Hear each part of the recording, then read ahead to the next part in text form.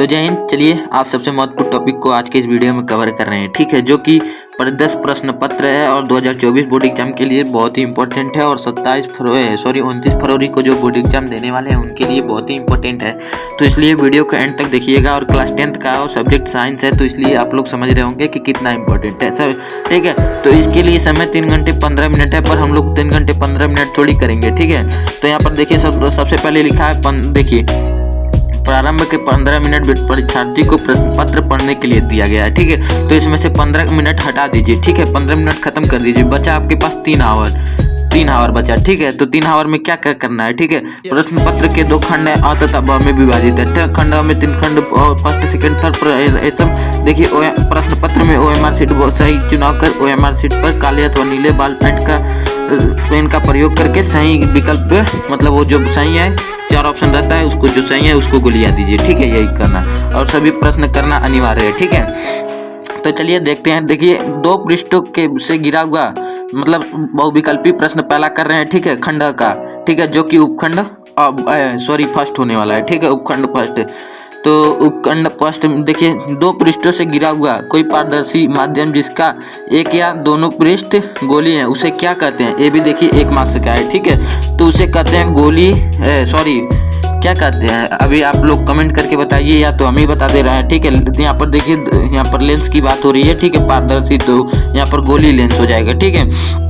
दंत विशेषज्ञ मरीजों के दांतों को का बड़ा प्रतिबिंब देखने के लिए किस दर्पण का प्रयोग करते हैं, ठीक है। जो दंत विशेषज्ञ हैं वो बच्चों के या दांतों का जो खराब होने लगता है या तो कुछ भी प्रॉब्लम हो जाता है तो कौन सा लेंस का दर्पण का प्रयोग करते हैं कि दांत जो है बड़ा बड़ा दिखाई दे, ठीक है, बड़ा बड़ा। तो कौन सा, अवतल दर्पण, उत्तल दर्पण, समतल दर्पण या सभी, ठीक है। तो सबसे पहला आंसर हो जाएगा अवतल दर्पण, ठीक है। तो अवतल दर्पण का इसका सही आंसर होने वाला है, ठीक है। तो यहाँ पर देखिए किसी उत्तल लेंस के सामने 2f और अनंत के बीच कोई प्रतिबिंब रखा गया है, इसका प्रतिबिंब बनेगा, क्या बनेगा, वास्तविक उल्टा और आभासी, वास्तविक उल्टा और बड़ा, वास्तविक उल्टा और बड़ा, ठीक है, या आभासी सीधा और बड़ा, ठीक है। तो इसका ऑप्शन हो जाएगा, ठीक है, बी, ठीक है, वास्तविक उल्टा और सीधा बड़ा, ठीक है। तो ऑप्शन बी आपको करेक्ट कर देना है, ठीक है। तो चलिए आगे देखते हैं। 3 क्वेश्चन हो गया और बाकी सबका भी इसी वीडियो में कवर कर रहे हैं, ठीक है। तो चलिए यहाँ देखिए मानव नेत्र अभिनेत्र के समायोजित करके, देखिए मानव नेत्र अभिनेत्र को लेंस की फोकस दूरी को समायोजित करके विभिन्न दूरियों पर रखी वस्तुओं को फोकसित कर लेता, ऐसा हो पाना क्या कारण है, मतलब कौन सा कारण है। जो कि चंद्रमा को देखना है तो चंद्रमा मतलब अपना आँख जो है कि चंद्रमा को देख लेगा, अगर सूर्य को देखना है तो सूर्य को, या तो तारों को देखना है तो तारों को, ऐसा हो पाना क्या कारण है, ठीक है। या तो ये बीमारी है, या तो जरा दृष्टि दोष, या निकट दृष्टि दोष, या दीर्घ दृष्टि दोष, या समझन क्षमता को किस में नापते हैं तो डायोप्टर में नापते हैं। P बराबर 1/f होता है, P बराबर 1/f मतलब फोकस दूरी बराबर 1/, लेंस की क्षमता बराबर 1/f होता है, ठीक है। तो समझन क्षमता आपका बी ऑप्शन सही हो गया, ठीक है। तो यहाँ पर देखिए, चलिए देखिए सबसे पहले देखिए कॉलम ए, 1 मिनट काट के दोबारा कर ले। देखिए कॉलम ए में दी गई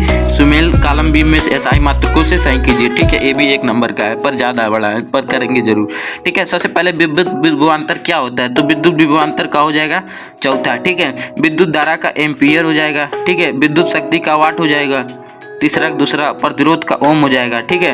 तो इसका ऑप्शन डी हो जाएगा, सही है। पहला दूसरा ये सब कर लीजिए अपने हिसाब से। दो चालकता के व्यास समान है किसी विद्युत परिपथ में पहले श्रेणी क्रम में और फिर पार्श्व क्रम में संयोजित किए गए श्रेणी क्रम तथा पार्श्व क्रम का उत्पन्न ऊष्माओं का अनुपात क्या होगा, तो 4 अनुपात, ऑप्शन सी हो जाएगा लगता है हमको, जहाँ तक छठा का ए होगा, ठीक है। 1:2 होगा, ठीक है। तो ऑप्शन सी करेक्ट गलत है, ठीक है।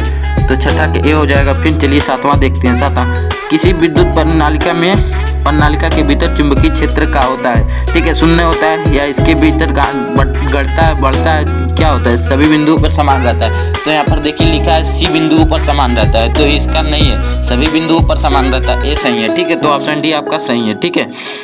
चलिए देखिए बेंजीन का संरचनात्मक सूत्र है, ए है या ए है या ए है या ए है। तो यहाँ पर देखिए बेंजीन कुछ इस टाइप से बनता है, ठीक है। यहाँ पर होता है एक छोड़ के शायद ऐसे बनता है, ठीक है। यहाँ पर C6H6 H6 होता है बेंजीन का संरचनात्मक सूत्र। ठीक है, तो ये ऑप्शन सी सही है। ठीक है, तो चलिए आगे देखते हैं। तो यहाँ पर देखिए निम्नलिखित में से समजातीय श्रेणी कौन है। ठीक है, पहला दूसरा मतलब CH4 + C2H6 या तो CH3OH और या तो CH3COOH। ठीक है, यहाँ पर देखिए कार्बोक्सिलिक एसिड हो गया, मतलब एल्कोहल, ए तो नहीं होगा, ए बी ऑप्शन करेक्ट गलत है। ठीक है, तो C2H2 C3 देखिए यहाँ पर नॉर्मल है, यहाँ पर OH आ गया, ए भी नहीं होगा। ठीक है, CH3OH और C2H5OH, तो मतलब पहला और चौथा सही है, तो इसमें से पहला और चौथा वाला बी ऑप्शन सही है। ठीक है, पृथ्वी की भू परपट्टी में प्राकृतिक रूप से पाए जाने वाले तत्वों या यौगिकों को कहते हैं, क्या कहते हैं? देखिए ये भी एक नंबर का है। अयस्क कहते हैं, गैंग कहते हैं, खनिज कहते हैं, धातु कहते हैं, तो इसको खनिज कहते हैं। ठीक है, खन के निकाला गया किसी भी सामान को खनिज ही कहते हैं, तो इसलिए पृथ्वी से निकाला गया है तो इसको भी खनिज ही कहेंगे। ठीक है, तो ध्यान दें। तो यहाँ पर देखिए दांतों का क्षय होना कब प्रारंभ होता है? जब उसका उसका pH मान 5 होने पर, मुंह का pH मान 5 से कम होने पर, मुंह का pH मान 7 से होने पर, या इनमें से कोई नहीं। ठीक है, तो इसका ऑप्शन सही है ऑप्शन बी। ठीक है, इनमें से मतलब मुंह का जब pH मान 5.5 से कम होता है, मतलब अम्लता बढ़ने लगता है, तो दांतों का क्षय होना मतलब कि होना प्रारंभ हो जाता है। ठीक है, चलिए आगे देखते हैं। अभिकथन जिंक सल्फ्यूरिक में अम्ल अभिक्रिया कर सल्फेट हाइड्रोजन गैस बनाता है, यह विस्थापन अभिक्रिया है। ठीक है, तो सबसे पहले कि जिंक ऑक्सीजन के साथ कार्बन डाइऑक्साइड, दोनों कथन सही है, ये फलाना है ढिमकाना है, बी ऑप्शन आपका करेक्ट है। खत्म करिए कहानी। ठीक है, बी ऑप्शन आपका करेक्ट है। ठीक है, तो चलिए यहाँ पर देखिए निम्नलिखित रासायनिक समीकरण को पूरा कीजिए। ठीक है, तो सबसे पहले NaOH है, उसमें क्या डालेंगे कि वो CH3COONA + H2 होगा। ठीक है, CH3OH या CH3COOH या C2H5OH। ठीक है, या तो CH3CH2COOH। ठीक है, तो आपका सही ऑप्शन हो जाएगा ऑप्शन 13 का कितना होगा? 13 का C हो जाएगा। ठीक है, तो CH3OH। ठीक है, तो चलिए आगे देखते हैं। तो यहाँ पर देखिए अंतः शोषण के दौरान वायु का प्रवाह कौन सा मार्ग सही है? ठीक है, कौन सा मार्ग सही है? या नासाद्वार कंठ कोशिकाएं ग्रसनी श्वासनली, ये गलत है। नासाद्वार ग्रासनी श्वासनली ग्रसनी कोशिकाएं, देखिए नासा मार्ग ये सब गलत है। कंठ नासाद्वार ग्रसनी फेफड़े, ये भी गलत है। देखिए नासाद्वार ग्रसनी फेफड़े कंठ इत्यादि, ये भी यही ऑप्शन सही है। ठीक है, तो ऑप्शन डी आपका सही हो जाता है। ठीक है, ऑप्शन डी सही है। तो यहाँ पर देखिए निम्नलिखित में से कारण पढ़िए, देखें कारण पढ़िए, आप लोग तो जानते ही होंगे। ठीक है, तो यहाँ पर कथन और कारण दिया है, तो कथन कारण में से पढ़ के कौन सही है इस मतलब ट्रिक मारना है। ठीक है, तो कथन क्या दिया है? ठीक है, तो पिता से प्राप्त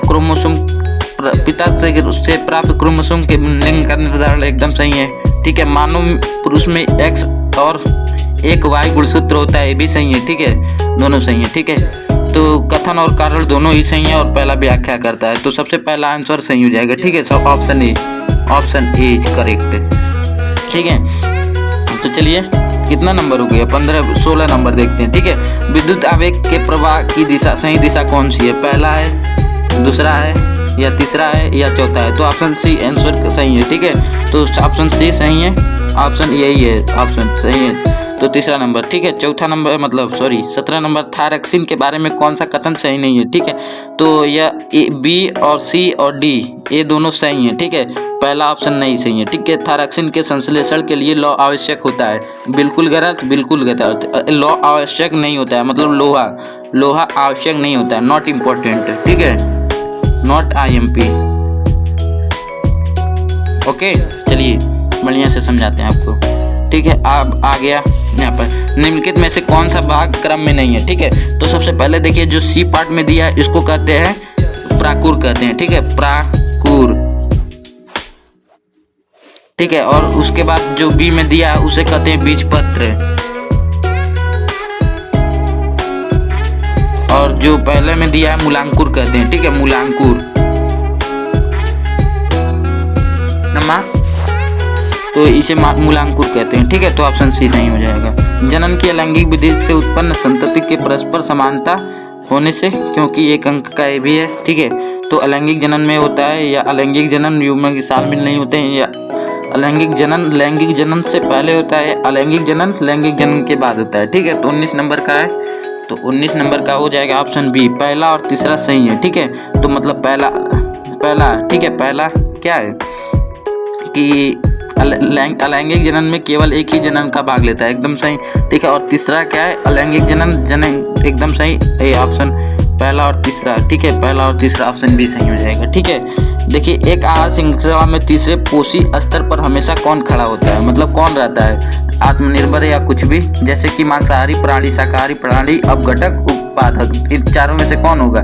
तो सबसे पहले हो जाएगा मांसाहारी प्राणी। ठीक है, यही दूसरों पर डिपेंडेंट होता है,